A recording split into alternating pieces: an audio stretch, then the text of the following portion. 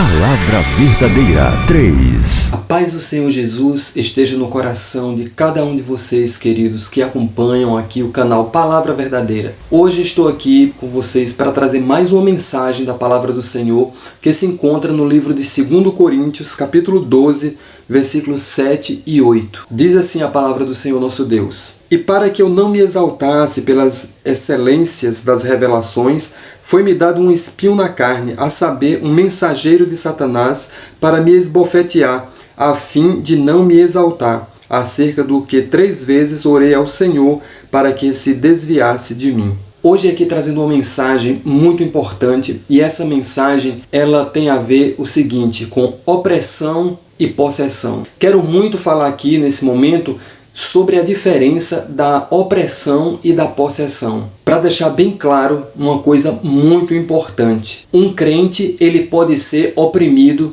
mas ele não pode ser possesso.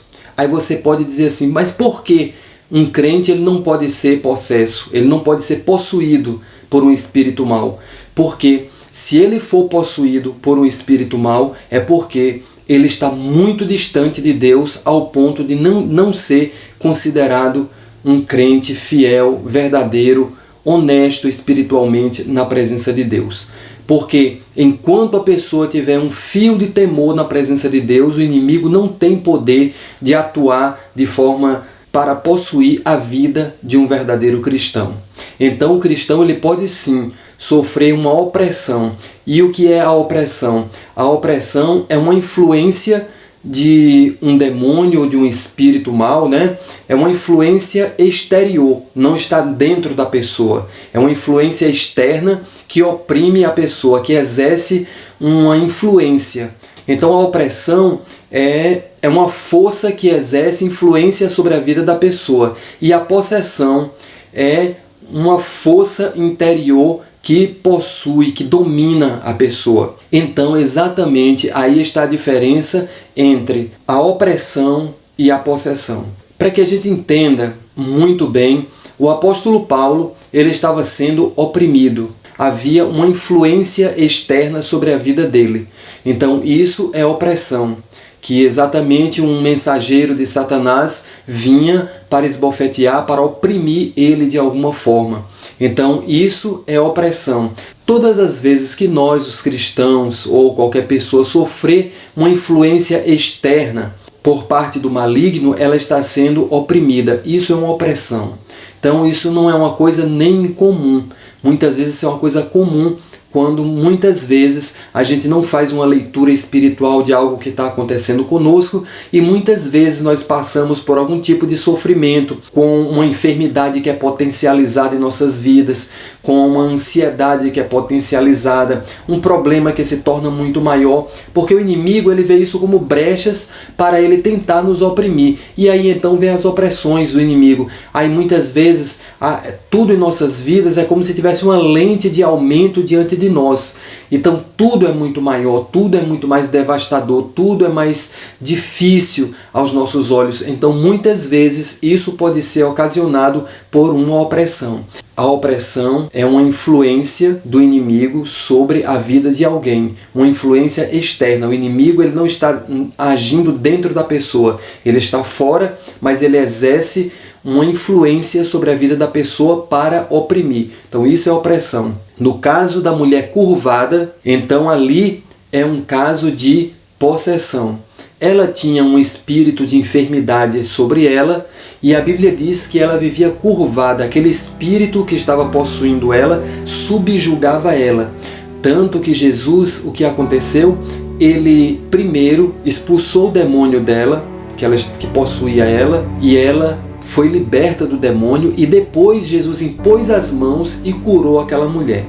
Então, poderia ser que uma pessoa estivesse sendo somente com a enfermidade sendo oprimida e não está curvada por causa da possessão. Então ela poderia só estar doente e não estar possessa. Isso pode acontecer no caso de uma opressão. Às vezes a pessoa está doente de alguma coisa e o inimigo vem e oprime, colocando pensamentos, sentimentos contraditórios na vida da pessoa, e aquela enfermidade ela é potencializada e a pessoa começa a desenvolver outros sintomas, que é sintomas de ansiedade, sofrimentos psicológicos, pressões emocionais sobre a vida da pessoa, e aquela enfermidade só tende a crescer, porque quando o emocional da pessoa fica desestabilizado, então tudo se torna maior na vida da pessoa, e às vezes isso é ocasionado por uma opressão.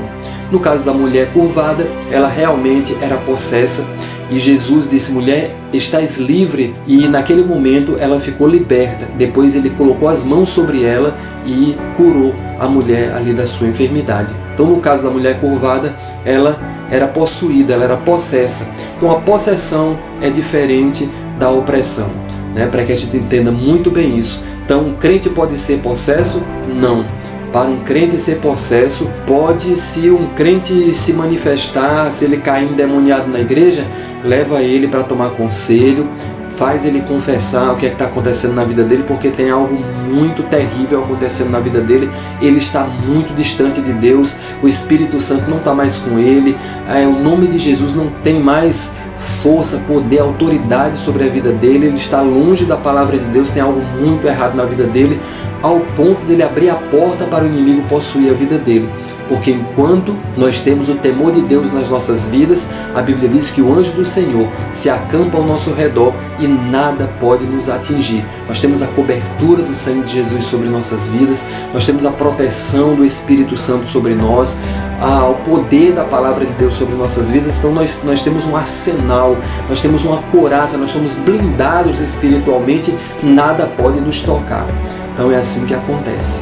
Então eu espero que essa palavra tenha somado muito a nível de esclarecimento na vida dos irmãos, né, e que seja para edificação espiritual de todos em nome de Jesus. Vamos orar nesse momento para que o Senhor possa abençoar e nos dar discernimento para que a gente possa entender nas nossas vidas o que é a ação natural da vida e o que é muitas vezes uma opressão que está nos acometendo, nos afligindo, né, nos subjugando, para que a gente tenha esse entendimento, esse discernimento na presença do Senhor.